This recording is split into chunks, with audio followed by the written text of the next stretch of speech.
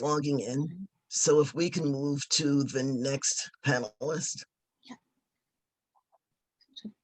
So Dr. Rochelle Perry has been a lecturer and postdoctoral fellow at the Department of Psychology at the University of South Africa since 2016.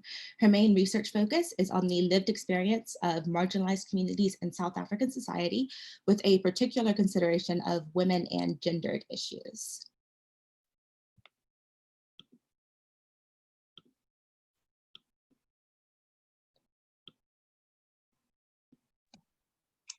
Dr. Perry, the floor is yours. Thank you so much, Pamela. Thank you to everyone for having me here today. It's a great honor and a great responsibility to be representing not just South Africa, but in this particular voice, the global South as well, in Southern Africa. So a little bit about me, as I've been introduced by Jordan. I'm a lecturer at the University of South Africa. I'm also a postdoctoral fellow, and I am a research psychologist. So my interest in psychology generally stems from both gender psychology and also from community psychology. So as I chat to you today a little bit about the psychology of the woman in South Africa and how COVID-19 has impacted on this, you're going to see I'm going to talk a lot more about psychosocial issues, because as a research psychologist interested in community psychology, I'm always interested in the influence of the macro system on the individual. So without further ado, I am going to go ahead and start this presentation. Please excuse my nerves. I'm just a nervous public speaker. Okay, so as of today, the people of South Africa have lived under lockdown for 300 days. This commenced on midnight on the 26th of March, 2020, where in response to COVID-19, our government declared a strict and militarized alert level 5 hard lockdown. And this allowed for, and I quote the president, drastic measures to contain the spread of the virus and save lives. So some of these measures have included mandatory mask wearing in public spaces, a curfew, restriction on movement between provinces and residences, a ban on selling of certain goods such as cigarettes and alcohol, as well as the forced closure of all businesses not declared essential services.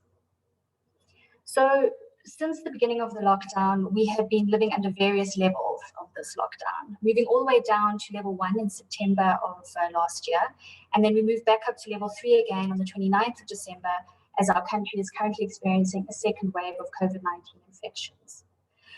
So as you can imagine, this has taken quite a toll on the people of South Africa, not only with regards to physical health and the pandemic, but also economically, socially, and psychologically as well. So according to a survey conducted by the South African Depression and Anxiety Group, 65% of people had heightened stress challenges during the first week of lockdown in South Africa, with nearly 12% reporting suicidal ideations. These dire circumstances have been exacerbated by the critical shortage we have of mental health professionals and services. The South African Medical Research Council reports that there are 0.31 public sector psychiatrists per 100,000 citizens. So I call this a parallel pandemic, a parallel mental health pandemic. And it's garnered so much concern in our country that the government declared October 2020 Mental Health Awareness Month in South Africa. Yet, very little research has investigated the impact of this on women specifically, who count among the most marginalized and vulnerable groups in the country, and therefore have a very high susceptibility to mental illness.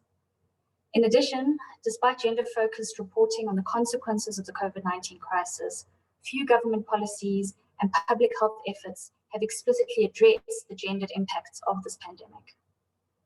So during our preliminary desktop research and reporting of the effects of COVID-19 on the female population in South Africa, myself and my colleague from the University of South Africa, Erilyn Gordon, found that inequitable gendered practices negatively impact South African women in the general economy, the workplace, and the home, and all of this takes a heavy toll on their mental well-being.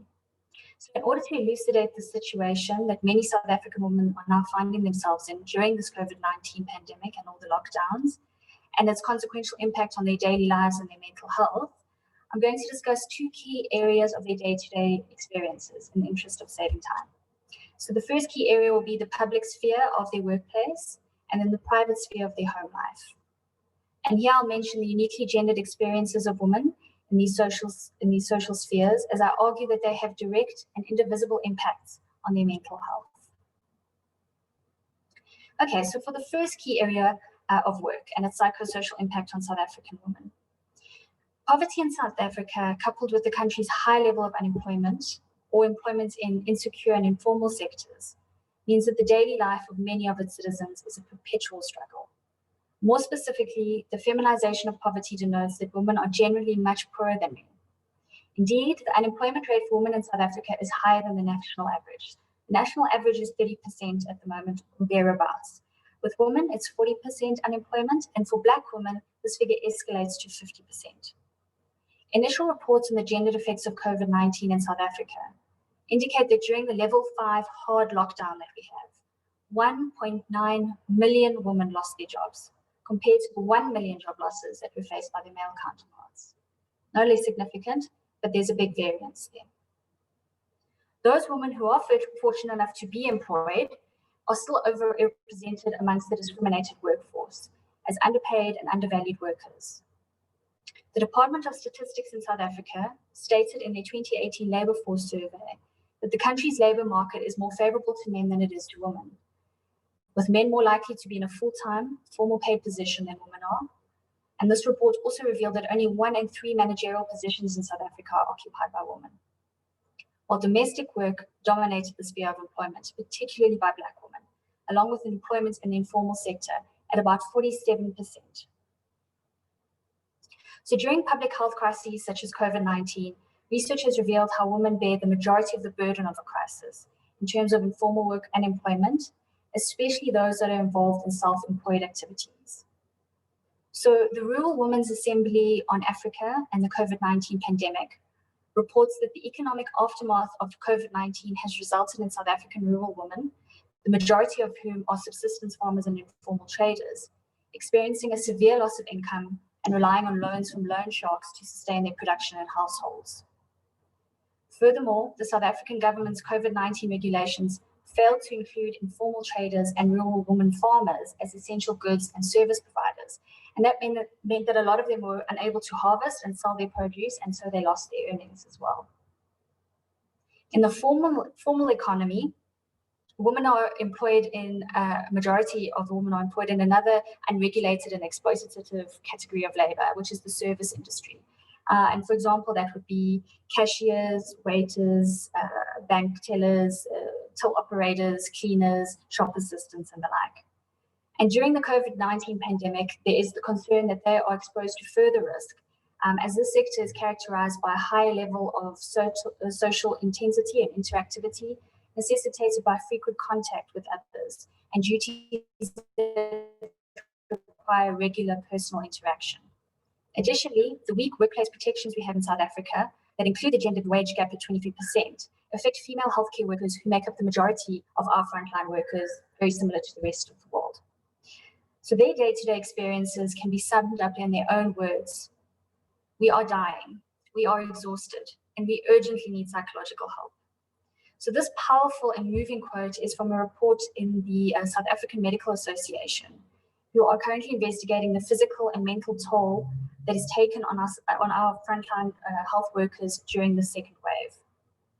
The high levels of fear, anxiety, and depressive disorders experienced by women working on the front lines, doing all that they can to keep our country going through this pandemic, seems inevitable in the face of such adversity. So the second key area that I wanted to discuss was the home front. And on the home front in South Africa, a lack of adequate social security and denial of basic services has seen many women forced to shoulder the burden of survival through the unpaid labor economy. Undeniably, these domestic responsibilities and care work in South African households remain divided along stereotypical gender role expectations. The societal imposition of a gendered time tax on women throughout their daily lives has detrimental implications for their participation in the paid production of labor. And this is intensified when the home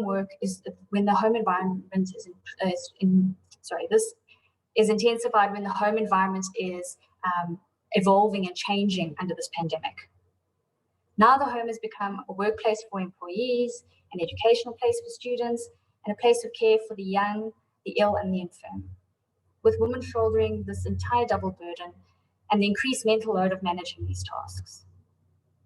As schools are closed in South Africa and restrictions are placed on our movement between residences, childcare responsibilities have also increased, resulting in 80% of women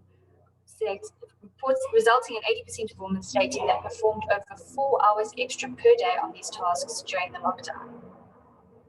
The Rural Women's Assembly also found that another of the major effects of COVID-19 on rural women resulted from these social distancing measures, where there was a loss of community.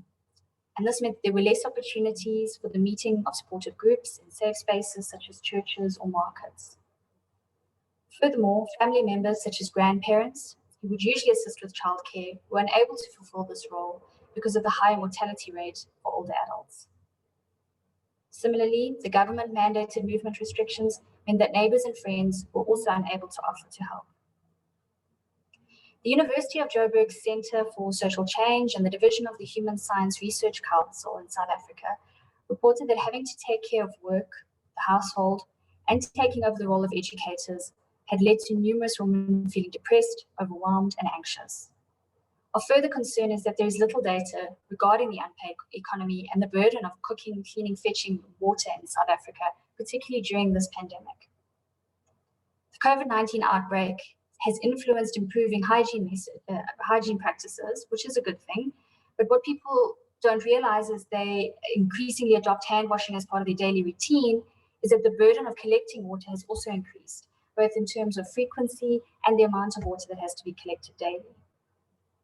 The C19 Women's Solidarity Forum, a forum that composes of several civil society organizations acting on behalf of over 200 communities across the rural landscape in South Africa, found that many women in communities from 5 provinces in our country were facing inadequate access to water. What this means is they do not have the luxury of simply turning on a tap to adhere to hand washing stipulations by the government in order to prevent the transmission of COVID-19. This resulted in reports of women having to walk 2 kilometers to fetch water and then only to be interrupted and sent back home by law enforcement officials maintaining government's lockdown rules. And this led to drastic measures where women were going to collect water during the curfew under the cover of darkness, increasing the odds of them being violently attacked or robbed.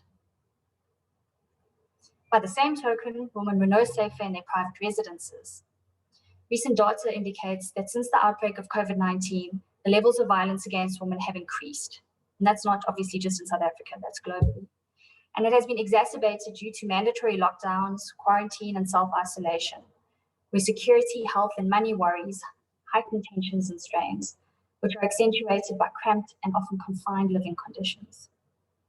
Unfortunately, in South Africa during the lockdown, alternative living arrangements could not be accommodated due to the regulations minimizing the spread of COVID, which saw efforts towards social distancing impacting on women's access to social support. For example, neither family members nor domestic violence shelters were able to take in those affected due to the lockdown and the social distancing measures.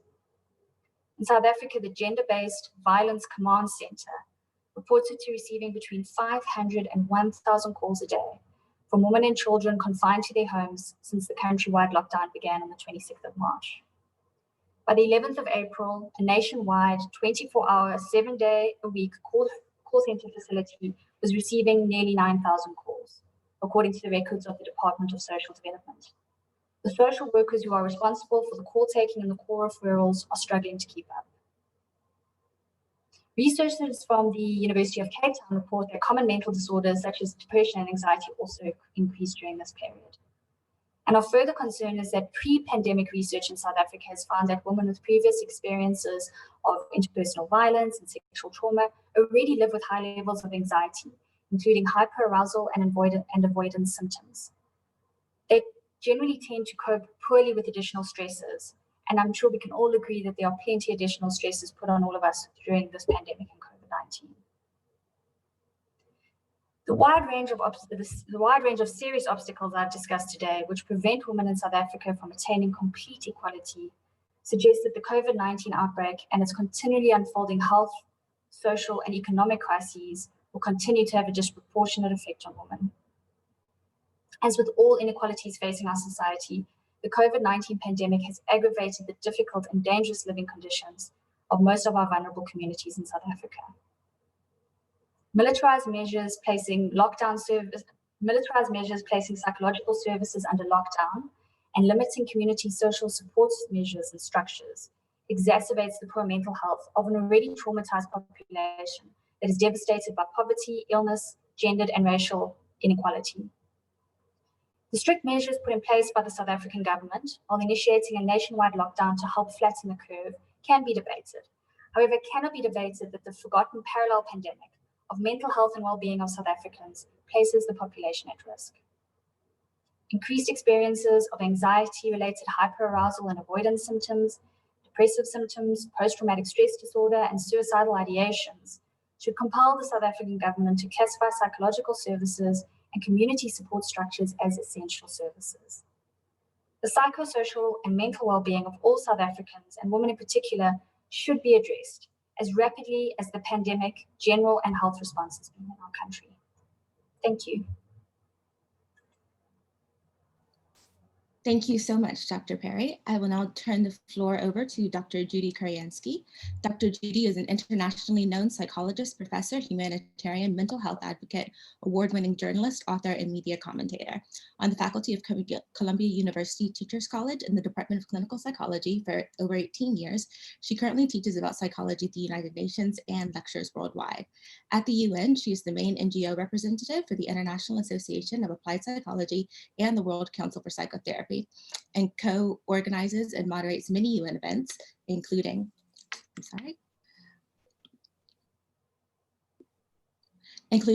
for World Health Day, International Day of Happiness, and during the UN General Assembly, and over many years at the International Commission on the Status of Women. As president of the Psychology Coalition of NGOs at the UN, she has led this successful campaign to secure mental health and well-being in the UN 2030 Agenda for Sustainable Development and an advocacy about universal health coverage. In response to the COVID-19 crisis in Africa, she collaborates on a project about mental health education and psychosocial support in the Democratic Republic of the Congo, and speaks on many webinars, including the United African Congress series. Her numerous articles include about the Red Card Campaign, global launch against all forms of violence and discrimination against women and girls, and women's issues at the United Nations, and a co-edited book on women's evolving lives, global and psychosocial perspectives. Thank you, Dr. Kuryansky, for joining us this morning.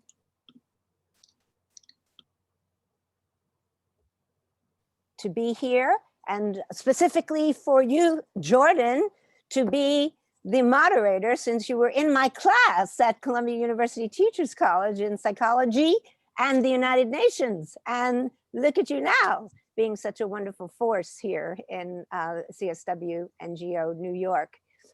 Bless all of my friends from the CSW NGO New York. Corey has been speaking at my class and was a huge hit, talking about all the issues related to what CSW NGO New York has been, and certainly Pamela Morgan, bless you, and Susan O'Malley. We've all done side events with the ambassador of Trinidad and Tobago to the United Nations about many issues related to women, about their economic issues, about their psychological issues, which was my part of it, about leadership, and all really know each other from that dimension. Certainly, we also have a man here, Cyril Ritchie, who's part of the UN community and has been in the head of Congo a great deal, and others at the UN, Sally Cater, hi, my friend there, and Elaine Congress, who just spoke at my class and also is a good friend and represents NGOs, and my current students. I just have to do these shout outs because we're a community here, and I'm getting to a point about this. So Devin,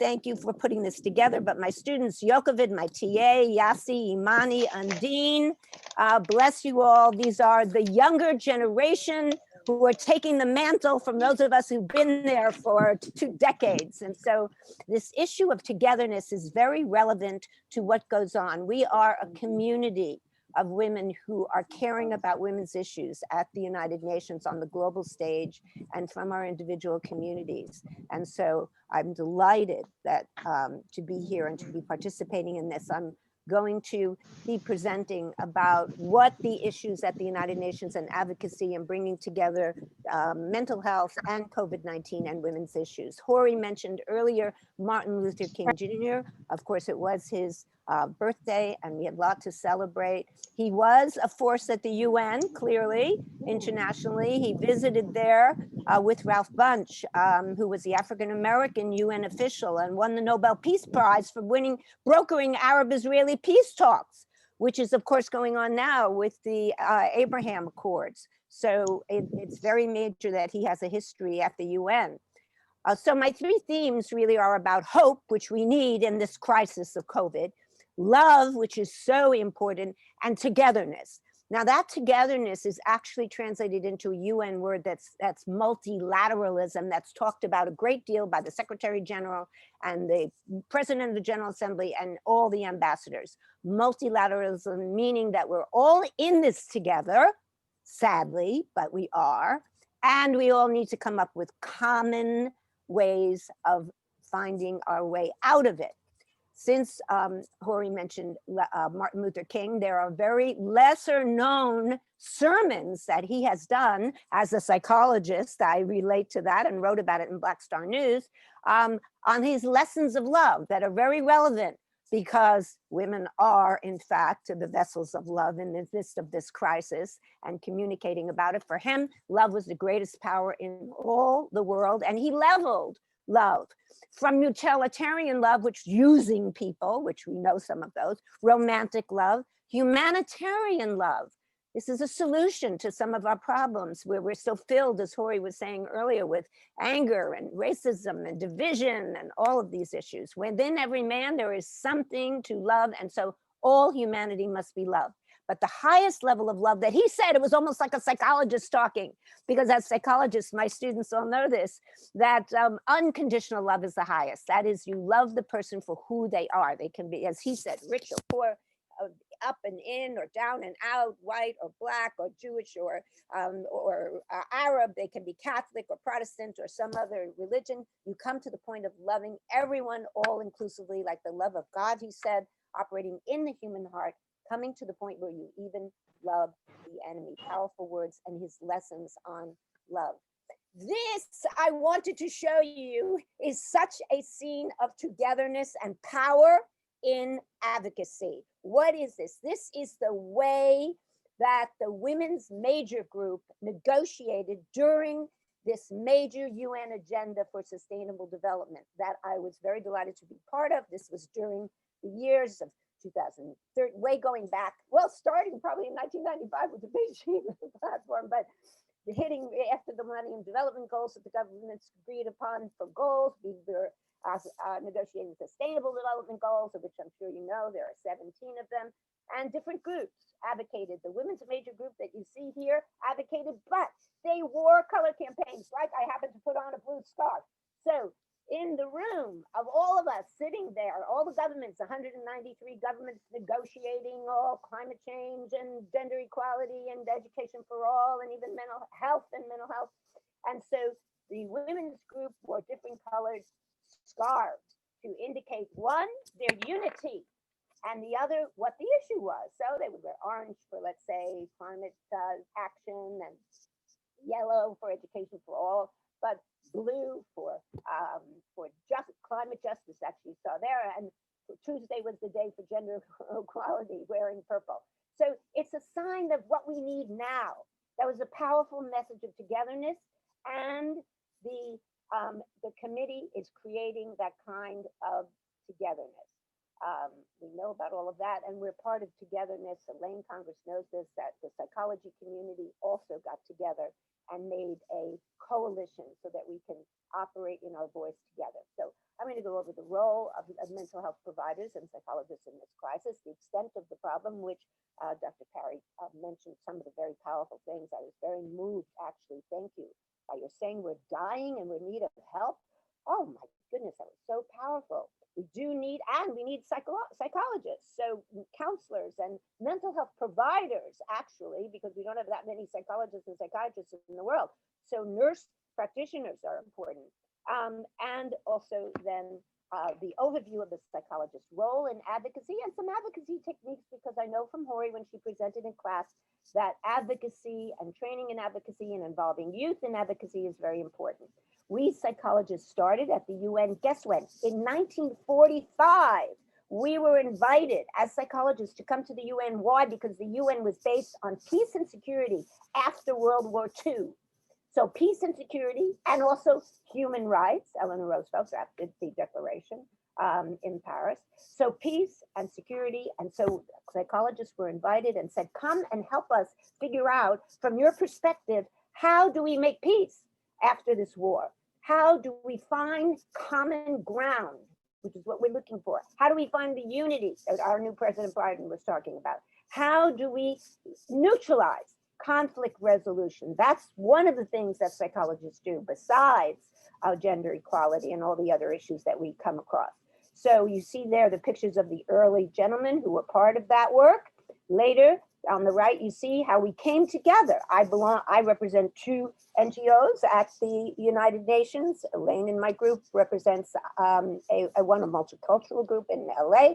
I represent the International Association of Applied Psychology and the World Council of Psychotherapy. And you see there our early groups, and then where we are now with a great deal of our association. College students, in the sense of what are we suffering with? Young people are suffering so much with this particular pandemic. You see here in a survey of United States and Canadian college and university students, 53% of them, that's half, over half, said that they were anxious. Up to a third were worried and nervous, thank God, and confused, cognitive disorders as well as emotional disorders, and annoyed. Fortunately, some were happy and calm, but there is vast problems that are going on here, as we heard about, that really must be addressed. And of course, the gender disparity that Dr. Parry mentioned about. We are all riveted by this and devastated by it and angry about it and really committed to wanting to do something about it. The gender disparity, twice as many men are likely to die, the statistics say, but women disproportionately are impacted. Why? Because of so many new roles that Dr. Parry described about all their work in the home and the difficulties that they have at work, and people relying on them so much and having that extra stress. And the shadow pandemic of violence against women and girls. So we are working so hard. All of you are doing so much of this. I know my students who are on here, Vyasi and Amani and Nandine and Jakob, they're so committed to getting over this issue. They help with women who are raped. In my class, my students are caring about that at Columbia. The degree of the emotional stress with that is unbelievable. From the domestic workers and the pregnant women and those who are suffering from postpartum depression, and migrant women and healthcare workers having what we now call moral injury. That's a big psychological phrase. And even out of school, even girls who are out of school are having a serious problem about this. So we know how serious this is. And yet, what are the countries doing about it? Well, at the UN, I'm glad to say they are, in fact, caring. But do they have the resources? No funding really for this. And in a survey that UN Women, that Hori was mentioning, of course, related to CSW, did only 48 out of 206 countries integrate violence against women related services during this COVID-19 times in their response plans, and they only looked at Europe. You can imagine the rest of the world that I'm so familiar with, especially Africa. And the most common services that they mentioned were shelter and health lines. Now that's good, but we know that women can't get to shelters. They can't even get out of the house, and some of them can't even use the phone, especially those who are left furthest behind in remote areas. So we have to find other ways, and I will show you that here there are some other ways. I'm working with the United Arab Emirates in their project about the Sustainable Development Goals that is related to the World Government Summit, and our project that I'm the chair of for the Global Health Council on 3, which is health, is called Health in Your Hands. That's reaching the furthest behind, using tech innovations so that you see the nurses there can use that technology to learn, both training and also reaching out. Also, that they can go into the community, okay? They're wearing masks and shields, but they need to reach out to the community because the community people have no one to really be helping them. And so with these protections and the training, they can work together and they can create what you see in the bottom picture there, young girls having peer groups. And in the other picture in the bottom, that there are Pakistani women who are learning to do counseling on the internet. And then we have technological, very advanced technological apparatus, like these satellites that you see on the bottom, and drones even, that are being able to deliver healthcare information so that people do not feel alone and that they are helped with their health problems. So I mentioned that the UN is very concerned about this. This is huge, that just last month, December 3rd to 4th, the United Nations General Assembly held a special session on gas in response to the COVID virus disease, COVID-19, and pointing out, the Secretary General standing there, that, that the greatest health crisis this is since the UN Foundation 75 years ago, economically, that we heard, humanitarian-wise, security-wise, human rights, and health-wise, and in every single area. He has called for a ceasefire and to end the violence against women, and that universal health coverage must be a priority. He also said something very psychological. I know this so well from psychology. Take advantage of COVID. Sounds horrible, but he said this is a quote, to save lives and build a better life together, that build back better. Okay, so this is the principle of post-traumatic growth, which is the antithesis of post-traumatic stress, which means we take a horrible crisis, we turn it around, which I will be showing some of the techniques for that, and find a way to find that what we call silver lining. And there are now some countries we need to know. Who are our friends out there? Who are the governments who are supportive of our issue? And there are, amazingly, Switzerland, the Swiss Federation down there that you see in the corner there. I sat in the meeting and there was the president of the Swiss Federation introducing, we are a feminist voice, we care about women, and we are a feminist government. So I had Ambassador Charlotte Schlitter on my show, and she talked about how the Switzerland is a feminist government, top down, comes to the idea, it's not siloed, everything is infused with this issue of gender equality. So we need, as advocates, to approach those governments who are friendly to us. That's what my own advocacy is about, that I figured out over these 18 years, about really a lot of other specifics about it. Some of you know that basic principle. And in this meeting, I also reverberated to the Minister of Health of Portugal. You will hear in a minute as I play a short tape about that, how she is so committed to mental health services, and Liberia, where the president has set up a program to help women that you'll love to hear about.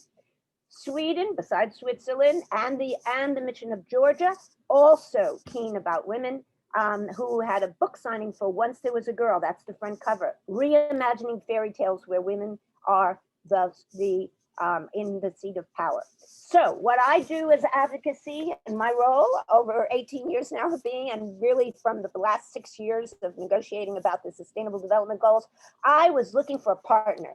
I needed to have one government at least who was going to be my partner in making sure that mental health and well-being, that word, was in the Sustainable Development Goals.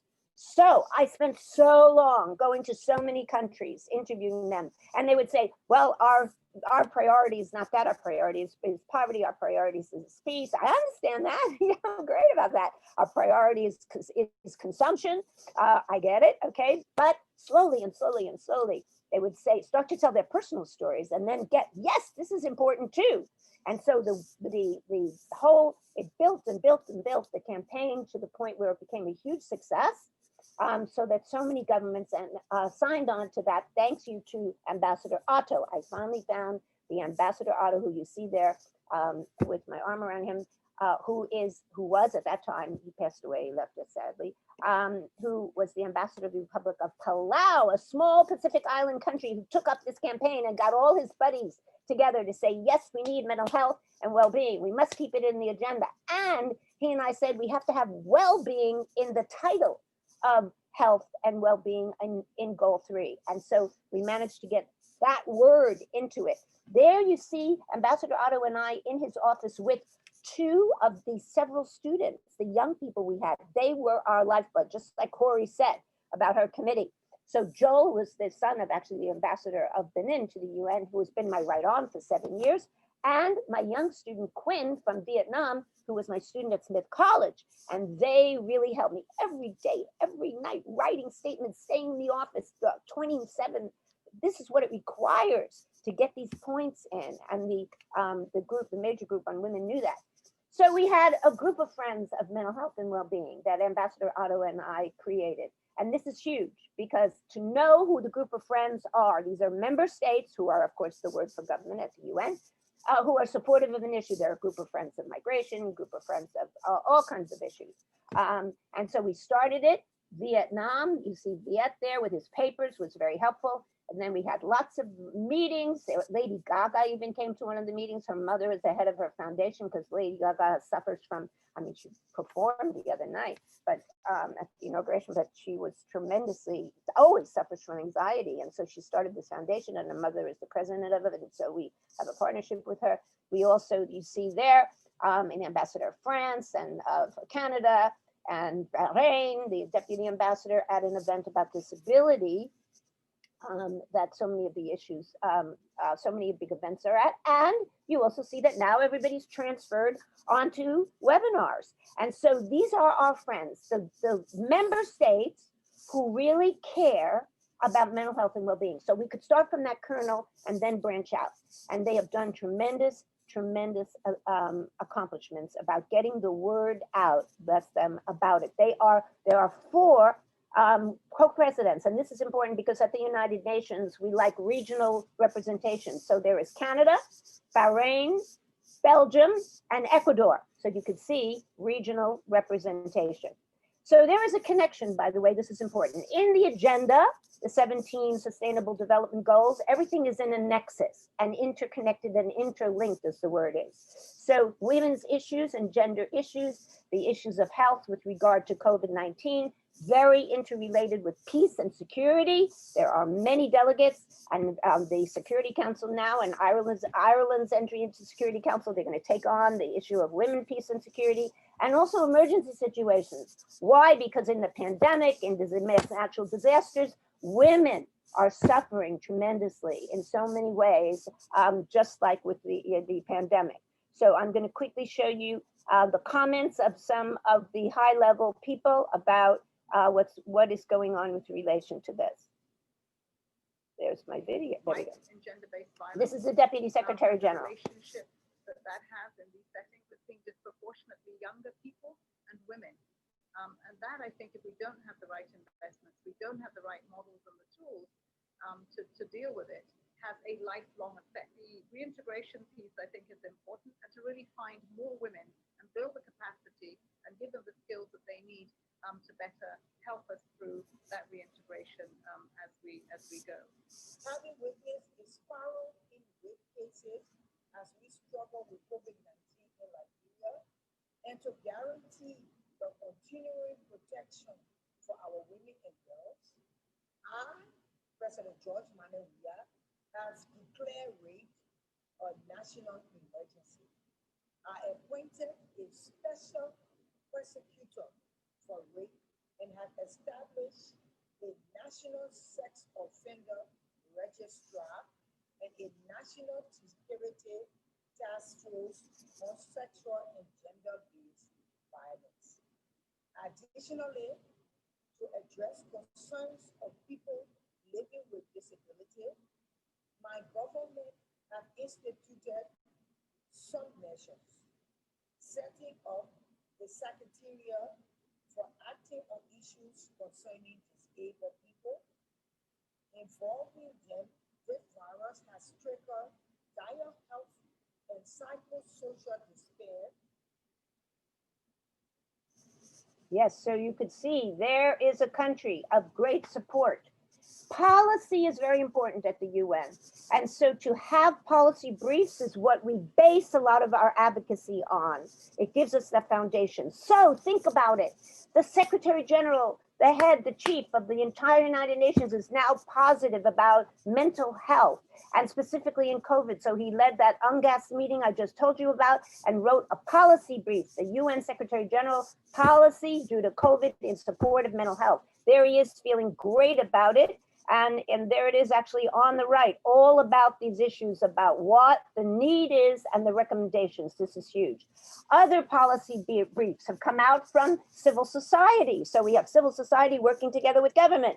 And so this is the Union of Global Mental Health of thousands of NGOs around the world who care about this, including lived experience, which is important, supporting that policy. Along with policy, now we use the policy as a foundation in order to base our programs. And so, as was mentioned, that Jordan mentioned before, my current project is in the Congo, in Africa, and we are doing entrepreneurship for women, which is very, very critical because we were pointing out before the economic problems of women. So entrepreneurship matched with health education and psychosocial support. So we paid women to make masks that you see there. The masks were distributed to a community. They were taught hand washing and physical distancing. And then they learned these psychosocial techniques from my toolbox using infographics that were in their indigenous cultural language, which is Swahili, which is very important, an extremely effective program. Because Jordan also mentioned, we have a webinar series on COVID-19 in Africa, and one of our most successful ones was about the issues about women's challenges in Africa with this pandemic. Also, I developed a girls empowerment camp teaching, again, entrepreneurship, health, HIV, AIDS prevention, and life skills. So you see this involves them learning in a total holistic way, because the book I wrote about Ebola when I was in West Africa during Ebola is about holistic approaches to health. Now, not only mental health and health, but how every issue is intertwined, like I mentioned to you about the agenda. So women learning about layering the chickens and hair braiding. You see me getting my hair braided in a village, learning their rights, human rights, also learning lessons about their life skills and about how they do not have to give in to sex being transactional sex for money. They do not need to do that. They can make their own money. And using dance and singing a great deal. Why? Because look at how conjunctive that is with CSW's event that they had a number of years ago, and what's happened with STEM is now STEAM. So it's science, technology, engineering, and math, and arts, which is really important. They're making a boat, but also arts. And so I want to say that, in fact, music has been so much a part of the interventions that we do on the ground, my team, and that's my co-writer and musician and my best friend for 18 years, who's been in my class also, he and I write songs that are relevant to women's issues around the world. And I'm going to play you a clip of one of them. The first one is conjunctive with a UN campaign about every woman, every child. So we're thinking, what is the issue that will help women, and what is the issue really that targets and is conjoint with the UN campaign? So just in the issues of time, I'm going to skip to a certain point of it. Like the rising of the sun, with the spirit next to none. And the day has just begun for every woman, every child, every woman, every child, every woman, every child, growing stronger every day, more empowered every way, every woman, every child, every woman and child wants the simple things in life, a place to call home, a place of their own, a place to be safe and free. Every family today wants to grow and to thrive. Food for the kids, clean water and air, every day your life is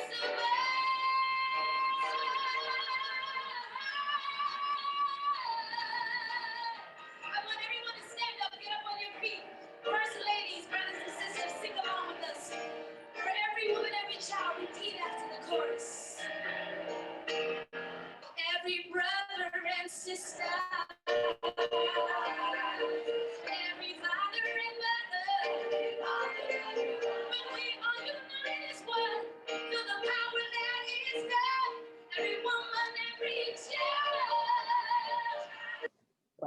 gives me chills when I hear that. To follow up on that, quickly, we also did a song for the First Lady of Sierra Leone for her campaign called Hands Off Our Girls. She is real, her campaign is no rape, no child marriage, all of these issues that really are important to all of us here about women and girls particularly. So she does hashtag hands off our girls. Well, I decided as a psychologist that instead of that more sort of victimhood mentality, let's put it in a positive light and make it honor our girls so that men and perpetrators can think, wait a minute, I should be honoring. me elame ikka nagu tõelises vabaduses selles mõttes. Ei saa üldse kurta. We could all make sure we're muted, please. Honor our girls, they're the future of our country, hope for our world.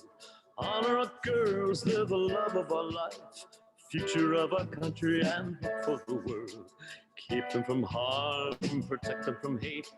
Hands off our girls, no time to wait. Respect our girls, support them each day as they build miracles and magic for our world every way. Honor our girls, they're the love of our life, future of our country and hope for the world. Intelligent minds and beautiful souls, loving and kind as they reach for the goals. Farmer or banker, nurse or preacher, merchant or lawyer, designer or teacher, or president of our nation. Anything's possible with a good education. Honor our girls, they're the love of our life, future of our country and hope for the world. Honor our girls with a seat at the table. They're certainly willing, certainly able. Honor their strength, protect their power. Nothing can stop them when they are empowered. Empower our girls, they're the love of our life, the future of our family, the center of our community, the soul of our society, core of our country, and our hope for the world. Honor our girls, sweet Mama Salome, Africa. Honor our girls. We do certainly care about empowerment. So empowerment messages are very powerful. I love Mary Robinson's. I was elected by the women of Ireland who instead of said rocking the cradle, we rock the system. And even a representative fellow advocate said, this woman's place is in the House of Representatives. And of course, I went to Smith College and Gloria Steiner went there too. We have become men that we wanted to marry. So we are empowered that way. It's very important for us to integrate mental health into physical health. That's been a lot of my advocacy at the UN for many years, and getting mental health into parity with physical health in international instruments. We managed to do that in the Sustainable Development Goals. I managed to do that with colleagues in the universal health coverage. In the first paragraph, it says the right to health and mental health. We managed to do that and get counseling even mentioned into the Global Compact on Migration, into the Sendai framework for disaster risk reduction, managed to keep that there. And in the Astana Declaration, which is about integrating mental health into community health, into primary healthcare services, which is very important. And as I mentioned before, Suzanne and Pamela and Hori and even Minnie, Murti and I have been on many events that the ambassador of Trinidad and Tobago have done at the CSW over these many years that she has been here. One of them is about challenges women face in leadership roles. My job always was to bring the psychological angle into it. So I did that by research and researching, for example, I'm showing you an example here. If the topic is challenges women face in leadership, then I would talk about what is the research about girls taking risks, that girls learning to take risks when they're young, just as boys do in rough and tumble play and these other issues, then primes them for being more effective leaders. What are the psychological traits of them? Males being, as a real stereotype, more autocratic. I did it. Females being more transformational leaders, according to research. We did it together. women asking politely, dealing with process, men dealing more with action. So even though those are stereotypic, understanding what those differences in the transformational style is. As a psychology coalition, as I mentioned before, we do Psychology Day every year at the United Nations. Even last year, it was virtual. That's fine. It will be again. The one we did in 2019 was about global gender equality and equity. See how we twisted that word there. And the ambassador of Hungary, Katalin Budje, who's a tremendous advocate about psychological issues and diplomacy that I'm writing a book with her about, was talking about the importance really of the issue of mental health in all aspects of the UN negotiations. Clearly, we have women who are ambassadors. So now, Pamela, you were part of this in the committee, and Minnie, and those of us who put this amazing luncheon together with that beautiful invitation. So you see the committee down there. Really, that was so incredible. And then, indeed, all of those ambassadors, there was a huge group of ambassadors who came. And then, in fact, at the bottom, we also invited men. We always want men at the table as well. So these were a bunch of men, Gass, who was Thomas Gass, the Assistant Secretary General, the Ambassador of Ireland, you see there, who was one of the co-facilitators of Sustainable Development Goals, the Ambassador of Sierra Leone, and the Ambassador of the African Union, who came. And Denise Scotto, by the way, was also in that group. And that is important, that we had high-level men who came and supported our issues. We always need to have men at our table. These were a group of all the governments. You see, it's not just to have one. I did have one. You have to do so much work and so much planning. We had Cyprus and Greece, and you see Vietnam and Burkina Faso and Jordan and Angola and Japan. So bringing together in your advocacy, the regional groups were really important. So that's how it works at the UN. You start with the regional groups because they cover everybody, the least developed countries, the landlocked countries, the European countries, and then go down and then speak to people individually, because as psychologists, we know one-on-one individual talk is important. Involving youth was critical in my campaign, not only to teach them, because they are our future and they will take over for us, but also because they have a big voice and their voice should be heard. So recruiting, training, and sustaining youth and giving a big responsibility, as you do in the committee here, that with all the group you were talking about, Devin and Kayla and Olivia and Jordan, all giving them hoary responsibility to do things, including their voice all the time. And then what I do is I give them opportunities to write articles that we publish in journals on our IAP website.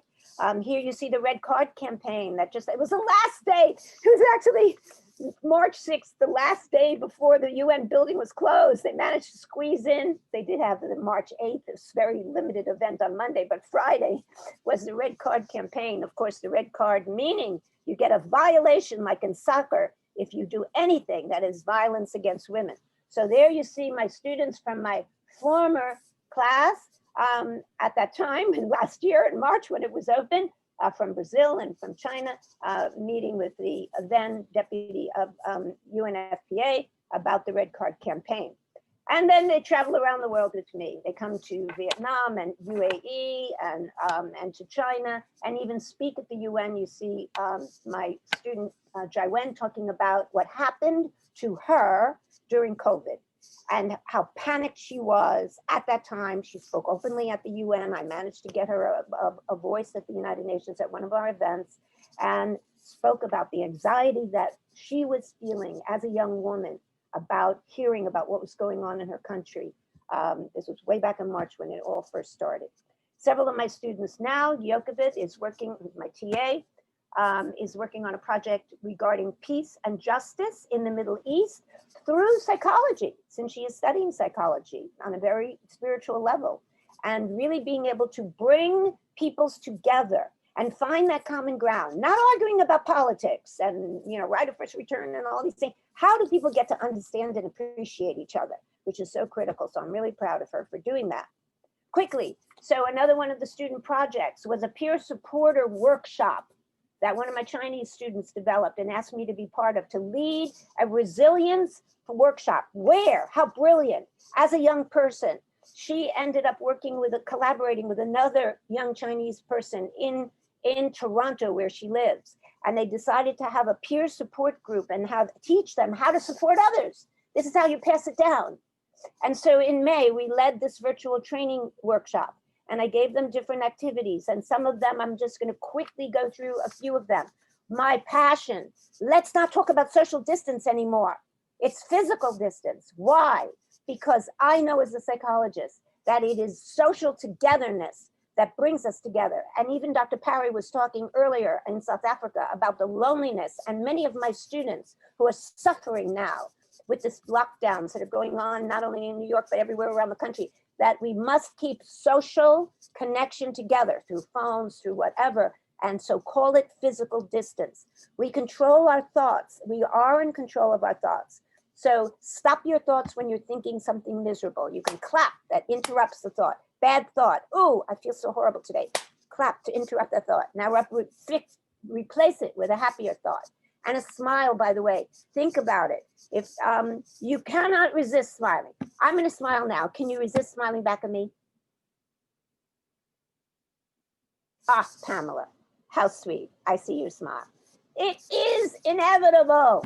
So wherever you are, if you have to go out, smile at someone, they will inevitably smile back, and your hormones and chemicals in your brain will change. Mindfulness and meditation and quiet really will help you for sure. And getting over 3 things. These are my famous 3 S's: shame, stigma, and silence. And the importance instead of lived experience. Believe me, when I was going through COVID myself way back in March, it was horrible. I was ashamed. I said, how can I get sick? I'm so healthy. I have to be a bastion for my students and for everybody. I was terribly ashamed. I thought, oh, I'm gonna be suffering with stigma. I said nothing to anybody. One person I told. Fortunately, now I've gotten over it, and I'm sharing it with you. I have not done this, in this way. So I trust you. That's a big issue about it. And I'm saying that these 3 things we need to get over. Enjoying post-traumatic growth that I heard the Secretary General talking about. What can you make best of in this time? Enjoying new hobbies, learning new things, time for family and friends. Besides, I understand all the sorrow. Believe me, as a psychologist, I get it. I also lost people in my family. So the mourning is awful. So a few techniques as I wrap up here. Other techniques about how to advocate. Speak up at meetings whenever you can. There are interactive dialogues, and sometimes we get chances to say things spontaneously, even if we're not on the list. So make your voice known that way without being afraid. I have done that in various ways at the Commission of Population Development, although I got on the list there, and on harmony in nature, because being together with nature is important. I know you write statements, so writing statements is very important. Make sure you include other people, the voices of youth in statements. Jordan does a lot of wonderful statements for the group.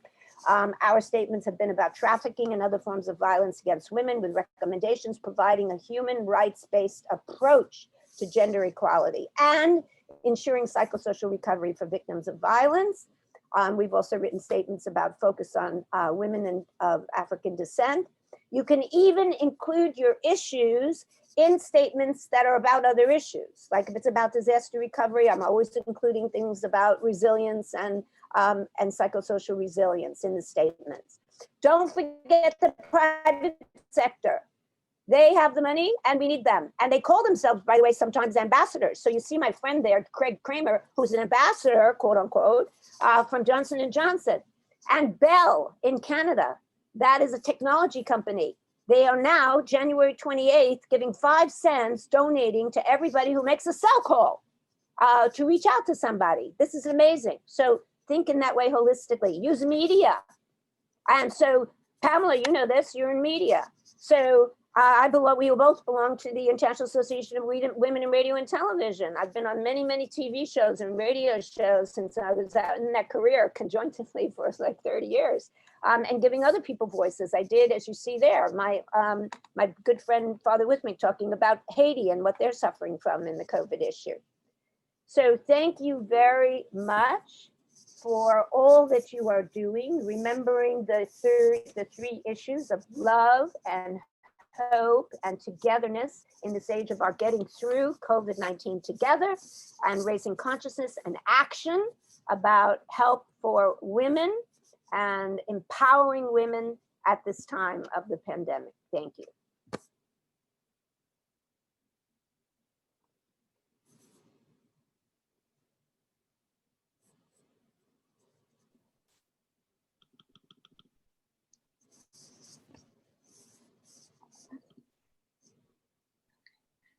Thank you, Dr. Kiriansky, for that wonderful and engaging presentation. I'm excited to see such a diverse body of organizations engaging in our discussion this morning. Just scrolling through the chat introductions, I see a variety of representatives working in health, social work, business, entrepreneurship, education, and also from all of our regions. I'd like to thank Dr. Perry for bringing to light the very real barriers that advocates and providers and beneficiaries are now facing to promoting strong mental health and well-being on the ground in South Africa during COVID, including the increased burden of care work, exposure to violence and economic constraints, which I'm sure their sisters around the world are also learning to combat during these challenging times. We have also fought to meet these needs in my own work with displaced women and girls who are often struggling to make ends meet during the pandemic, in some cases working without documents in unstable or exploitative situations, and contexts where social stigma and xenophobia further limit access to care and services. Migrant and refugee women already face elevated rates of psychosocial distress and poor mental and physical health outcomes associated not only with the trauma preceding migration, but also trauma encountered during resettlement. These have unfortunately been further compounded by this pandemic, as have many of the driving factors of their displacement. Therefore, I am confident that Dr. Perry's call on governments to consider mental health and psychosocial well-being essential services to be provided to all during this pandemic and beyond resonates with communities across the globe. I'd also like to thank Dr. Kiriansky for highlighting the importance of love, hope, and togetherness, as well as the additional challenges that girls and youth are facing during the pandemic, as well as many UN initiatives being developed to address these critical gaps in care, technological strategies, community-based techniques, and human rights-centered models that can be adapted to serve women and girls in a variety of limited resource settings in order to foster post-traumatic growth. Her tips in advocacy, negotiation, and the construction of like-minded coalitions and communities are invaluable. That said, we will now open the floor for questions and comments. I hope this time proves productive to our NGO CSW community in New York City and abroad in terms of collaboration and further investigation of the intersectional issues addressed in today's discussion. Please feel free to either type your questions into the chat or just go ahead and unmute.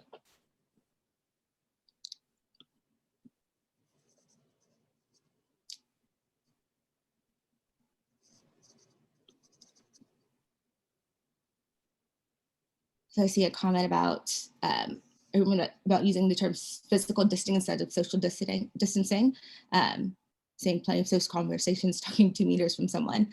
Yes, and I've seen some of that changing in terms of the public health campaigns in the media, at least in the US, around the New York City area.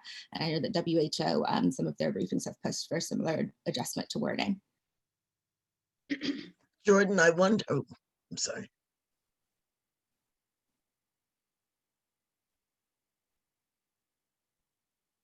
Yeah, please go ahead. This is Cynthia Stu, and I chair the NGO Committee on Aging in New York. And Judy, I was very impressed with your presentation, but it does point out the limitations of data. When you use the data, about 243 million women victims of abuse, the age range was up to age 49. And there are so many women beyond that age, well into their 80s and 90s, who are also victims of violence, abuse, neglect. And I just wondered if you're doing anything more in terms of looking at data beyond age 49. I totally agree with you. I mean, this is one of the issues. Many of my colleagues belong to the Committee on Aging. And so we're very, very sensitive about that to all ages. And we all know that it is the older persons who are really suffering the most, dying not only from AIDS, but also having depression. I've done much research over my career about cross-cultural, in fact, Cynthia, depression in older persons and the importance of very much of that. So I think the UN is doing, they have a committee, they also have a group of Friends of Aging. And guess the country that leads that is Japan. So I've been very involved with that because they're friends of mine from Japan. So thank you for raising that. That is an issue that needs more and more. And during the negotiations, there were in fact a group who were advocating and made sure that data was disaggregated by gender and also by age. So thank you, Cynthia. Thank you.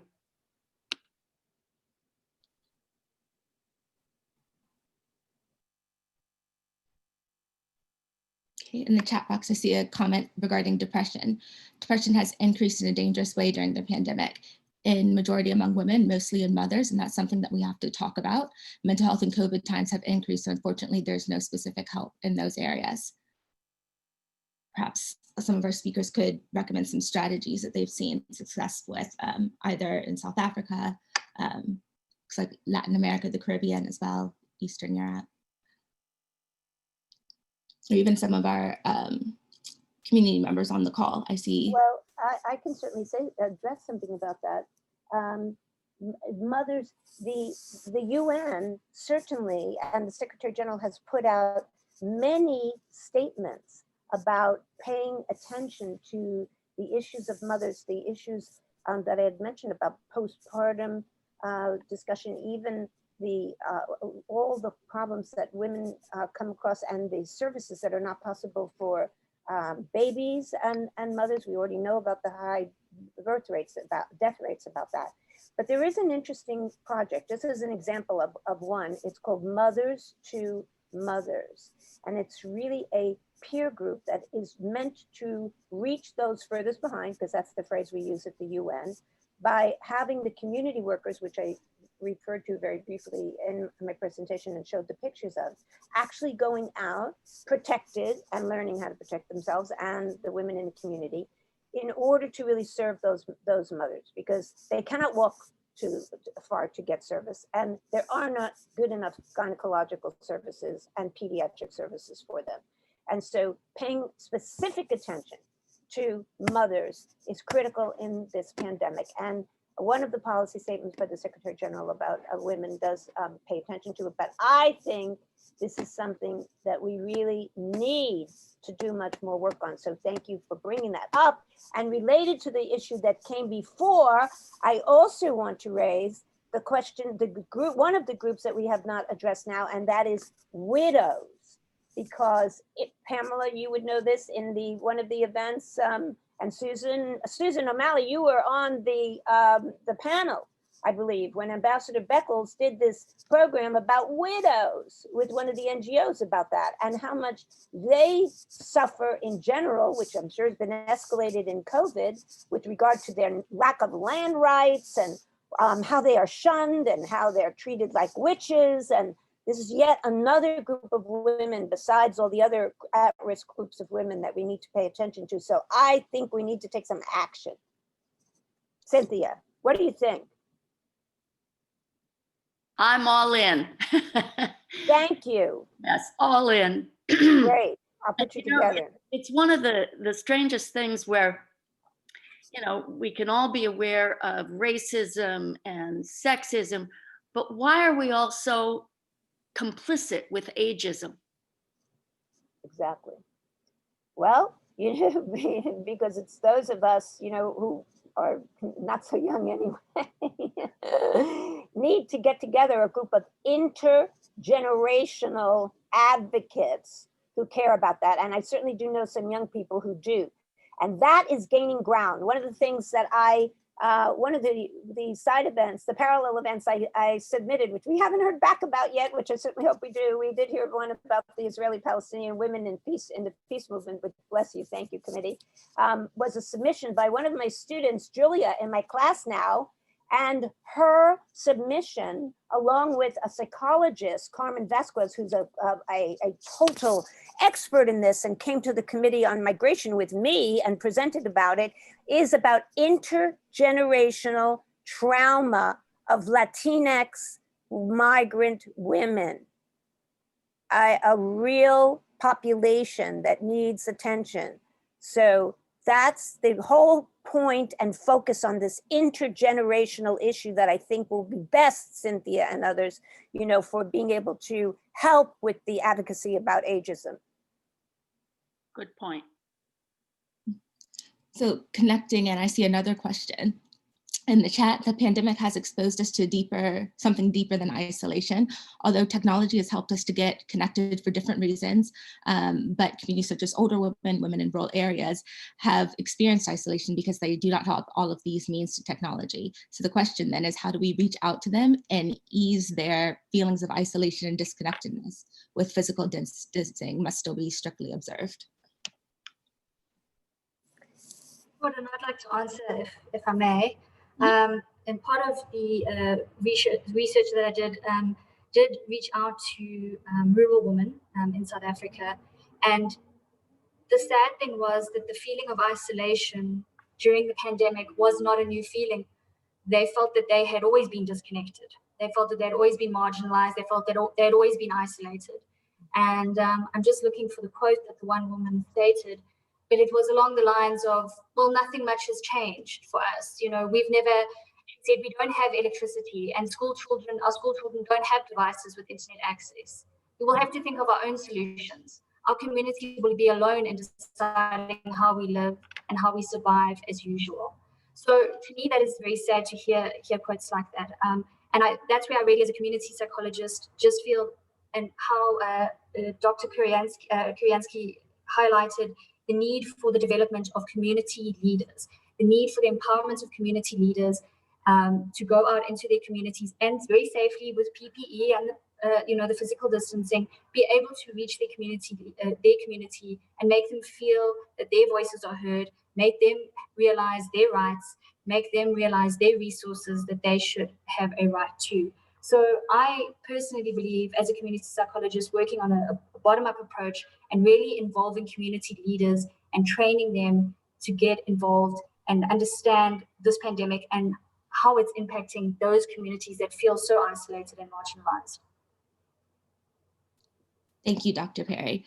Tying into those strategies to address some of the financial economic constraints, I see a comment about as a policy, the business community should be encouraged to employ young women with training towards self-sustainability, and I would add in there advocacy, as money is an essential motivator, even in mental and emotional health. Such a policy will directly and indirectly support social health.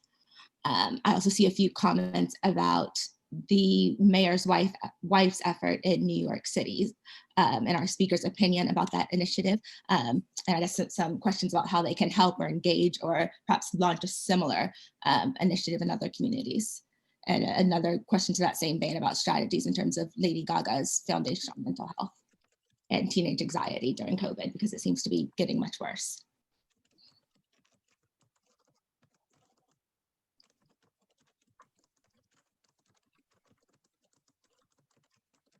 I think those may have been directed towards Dr. Judy, the one about the mayor's initiative in New York City, the mayor's wife's initiative in New York City, and then Lady Gaga's Foundation on Mental Health and Teenage Anxiety. Right. Well, fortunately, there are CSOs, civil society organizations, and NGOs, like the ones you mentioned, the mayor's wife, who has her program about suicide, and who, by the way, talks about her personal experience and the experience in her family.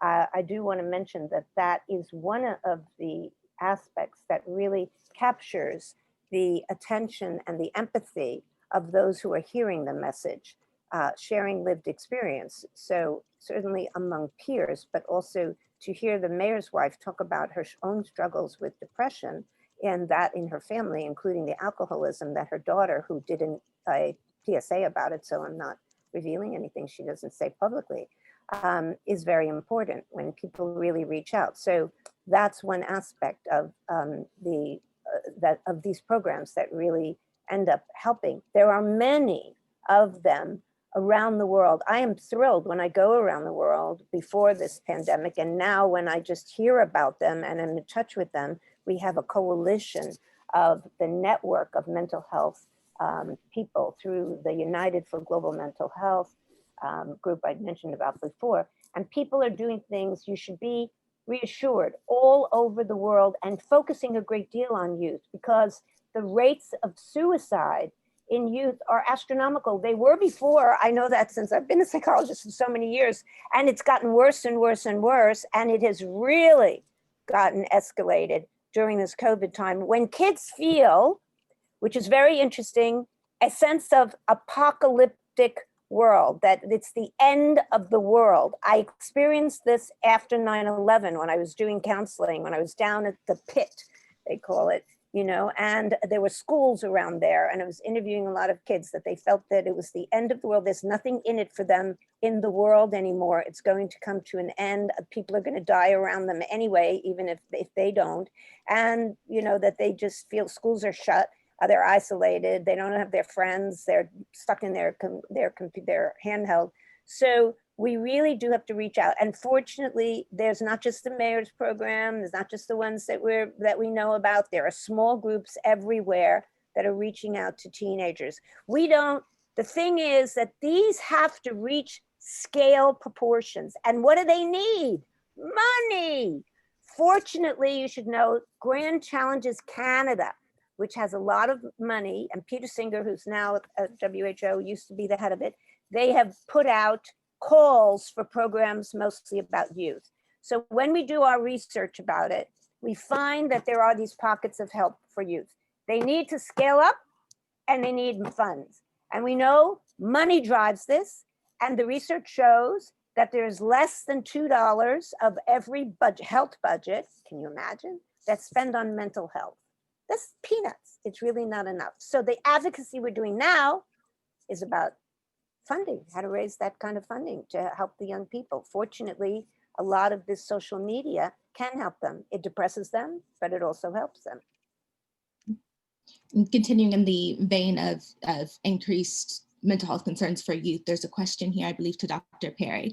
Can you address the issue of girls isolated from school resources and families, often not understanding the social stresses that they experience and the mental health supports that they may need? Thanks for the question. I must confess that I don't work often with the youth. I work primarily with female offenders, incarcerated women in South Africa. So generally they're over the age of 18. I don't work in the juvenile sections. But in my experience, this is a problem that affects young women particularly, but I think the youth in South Africa in general. We're living in a very difficult time in our country, and the issues of unemployment in particular have been related to a lot of ideas of suicidal ideation and depression in the youth. Very much an idea of hopelessness and what does the future hold for me? What can I contribute? What can I bring to my family and to my own future? And I don't think, unfortunately, that the pandemic has done much to assist with this. We do have various youth community programs that reach out. But once again, those are going to be more in urban areas. So if you're looking at the very isolated rural young woman, she is literally that, a young woman. I wouldn't even say she's had the opportunity to be a girl, because she's probably picked up the burden of unpaid labor very early on in her family life anyway. And so we have a lot of issues with school dropouts. We have a lot of issues with child marriages, child brides, and so forth. So all I can once again say is programs like Dr. Judy is doing, where you're getting community leaders empowered themselves, learning themselves, and going out into the community, going out into particularly rural areas, and really advocating for these young girls, teaching them, learning with them, growing with them on what your rights are and what your experiences are, and that you're not isolated in these experiences, increased experiences of anxiety and stress and depression that we are all going through. Because I really do think that is, in South Africa in particular, the only way that you're going to be able to reach out into these very rural communities where there is no technology, there is no internet, there is no cell phone signal at all, never mind a telephone line. So an internet cafe could be a lifeline, but it's so far away from you, you're not going to get to it. And so that's where community engagement to me is just going to be the only lifeline you can offer. Yeah, I think with the issue of education with girls and dealing with the girls' depression, and which I've certainly seen a great deal with, because I've been around the world and working with young girls in camps and all kinds of projects to help them with their SDG 5 and sense of empowerment, that even before the pandemic, it was really a serious issue socially with regard to what I said, having sex for money and low self-esteem and all of this. And I think one of the answers relies in SDG 4. which is education. Now, young girls are out of school. We talked about how, you know, their being out of school escalates many other problems, but there are now efforts for those girls who are left furthest behind, very rural girls, who where projects and countries are using radio in order to reach out to these girls, and managing to find, you know, private sectors who will donate the kind of equipment where they can listen to the radio, or handheld devices, etc., getting them, giving them to them, so because they can't be in groups.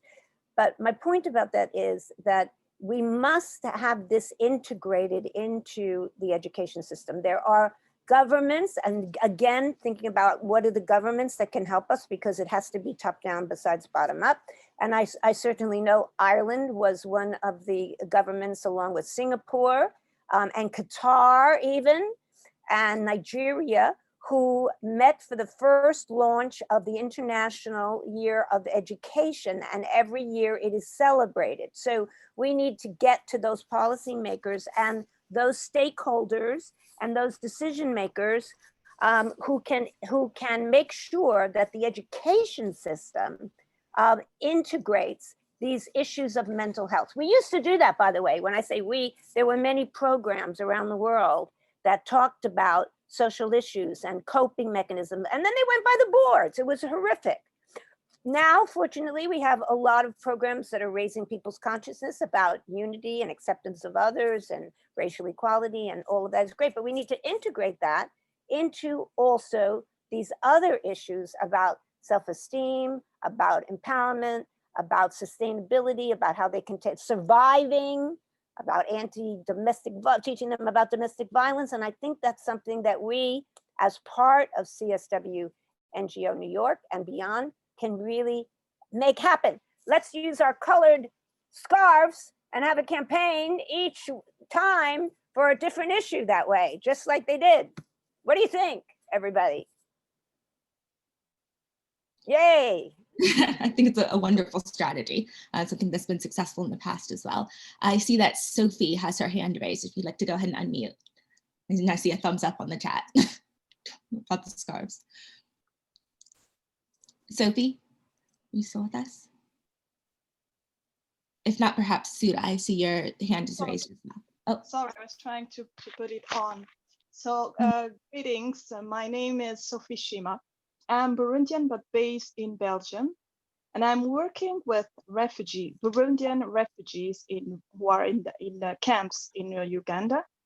And those women, they have been raped. Women, men, and girls have been raped, but in Burundi, because since 2015, rape is used like as a weapon of war. So my question for those refugees who doesn't have any access to medical, to any psychology support, what can be put in place to support them, to give them what they need, and also to prepare them, because they are refugees today, but tomorrow maybe they will go back home when the situation will be better.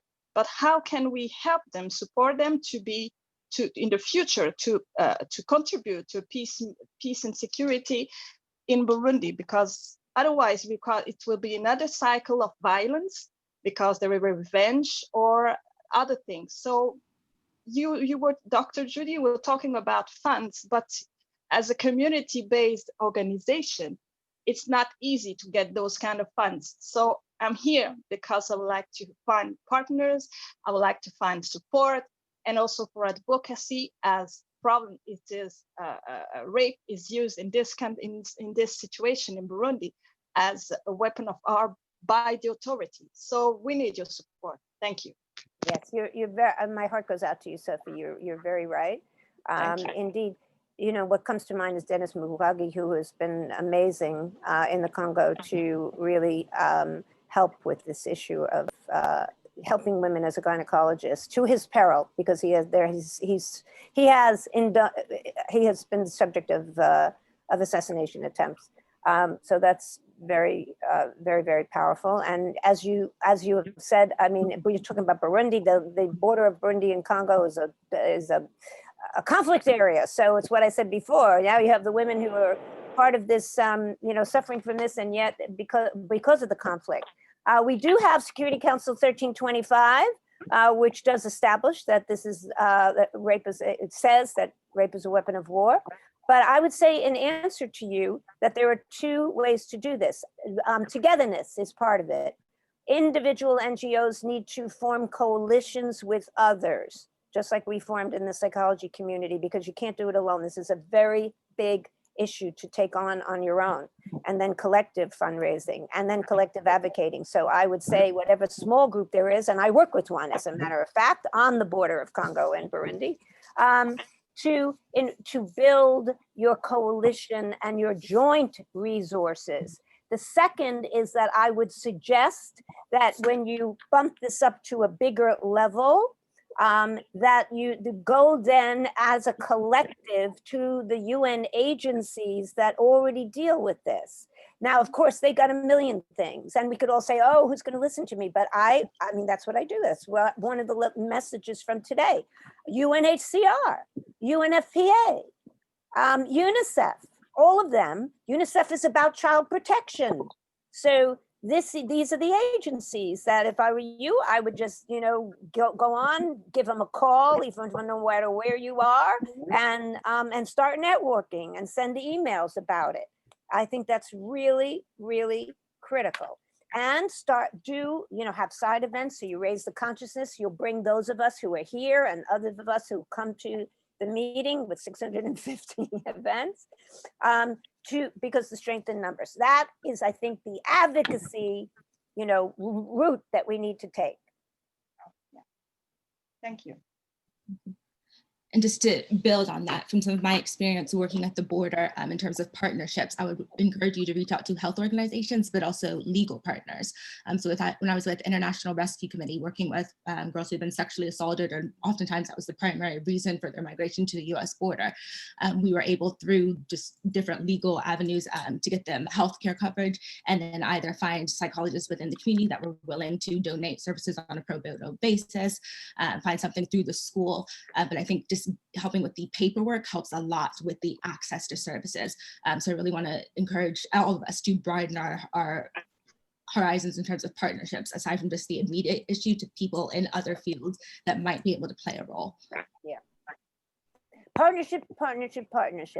That is SDG 17 for creating partnerships. And we need to be confident to reach out to those seemingly unapproachable sources and know that we can.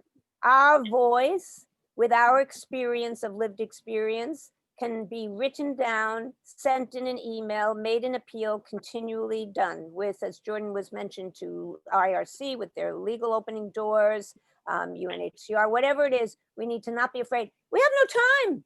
Now is it. Get over the fear. Just do it. Thank you. And I see Suda also had her hand raised. I hope I'm saying your name correctly. Sorry from that. Thank you, Jordan. Yes, this is Suda Srivastava. I'm based in London, and I'm a public policy and international relations researcher, and I specialize in gender related policies. So things I would like to say. First of all, Judy, thank you very much. It's really very insightful and interesting information you have shared here with us today. Regarding the public policies in school, having somebody who can take care of mental health of students. One of the meetings this morning, I got to know about the practice in Finland schools. What they have is permanent staff there for students who takes care. I mean, like we have teachers of different subjects or different PE teachers or other things. So what they have is one staff continuously there for mental health issues. So even before pandemic. So the good thing is happening that they can, even during the COVID, now they can take care. They know them personally, all those children and students, they have been taken care. So this is something we can learn and adapt in our schools. A good policy practice for schools to take things forward, like somebody permanently staffed there. The The other thing I really would like to comment on is peer support, which is excellent. I'm in London. I mean, we have lovely connectivity with things and we have resources and everything. But what I have seen, one of the young women in my community, she started a WhatsApp group, unknowingly that it will become so popular between mothers, young mothers, and some of the students who are just into, getting married or something, sharing their, their mental status during the COVID. We had lockdowns since March. We had a really long lockdown, nearly 5-6 months. And at present also, it's a lockdown in London.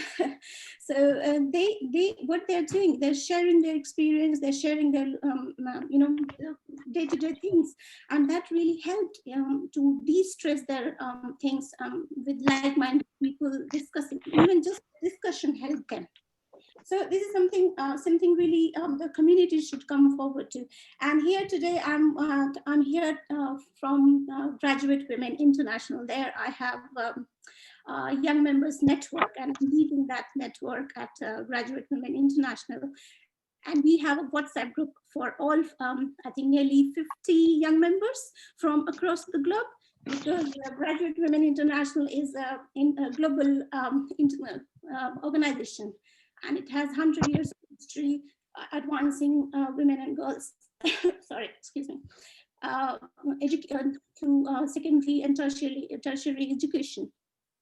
So what we have done for the initiative that organization has taken, which I'm really pleased to be part of it, like as a peer-to-peer support, they have a marketplace where they advertise the skills of, sorry, my voice is not very good today.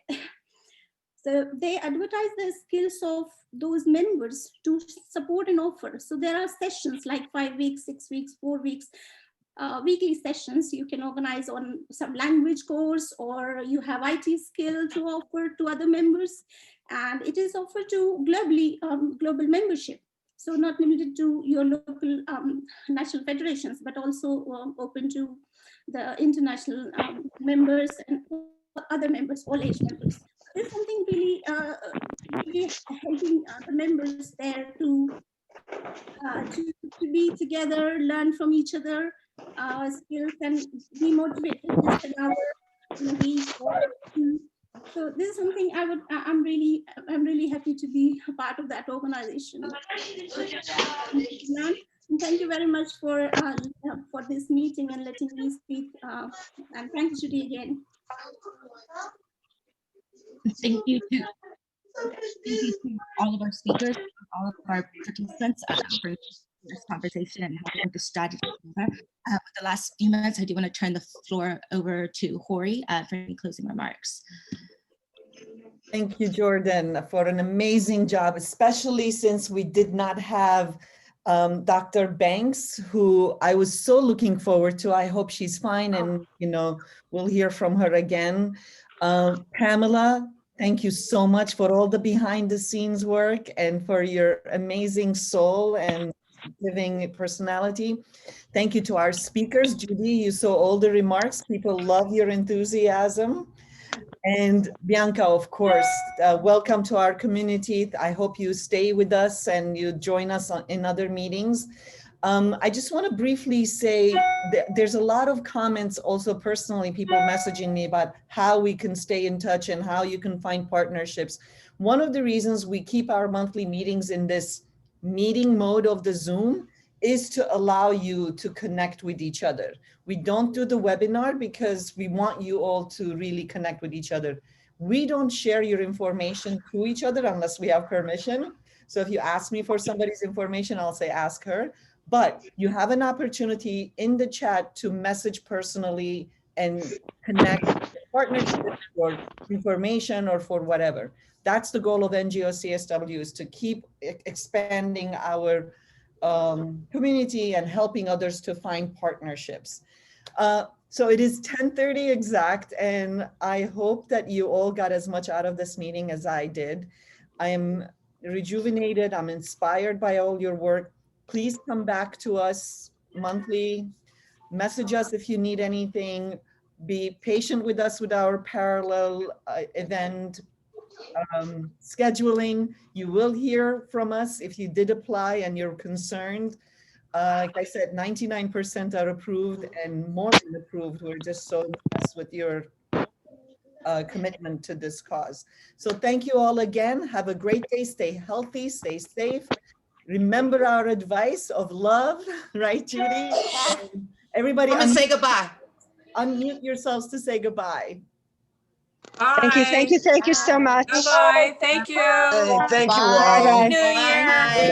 Thank you. Thank you very much. Everyone. Thank you. Goodbye. Thank you. Thank you. Okay, bye. Thank you, Dr. Okay. Thank you so much from Paris. Thank you. Au revoir. Au revoir. Bye. Okay.